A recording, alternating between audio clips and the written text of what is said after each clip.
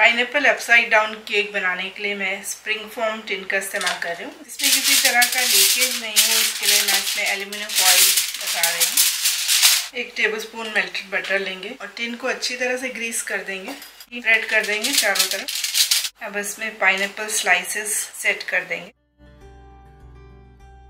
ये dry cherries मैंने ली है, सीडलेस हैं ये, इन्हें लगा देंगे बीच में। आधा cup granulated white sugar, 3/4 cup छाछ, 2 टेबलस्पून इसमें बटर डाल देंगे, आधा कप पाइनएप्पल का जूस, 1/2 टीस्पून वनीला एसेंस। इसमें डाल देंगे 1.5 कप मैदा और अच्छे से मिक्स कर लें। 1 टीस्पून बेकिंग सोडा इसमें डाल रही हूँ मैं, कुछ बूंदे नींबू की। केक का बैटर हमारा तैयार हो गया है। अवन को 180 डिग्री सेल्सियस पर 10 से 20 मिनट के लिए प्रीहीट कर लेंगे। केक को 180 डिग्री सेल्सियस पर 25 से 30 मिनट के लिए बेक करेंगे।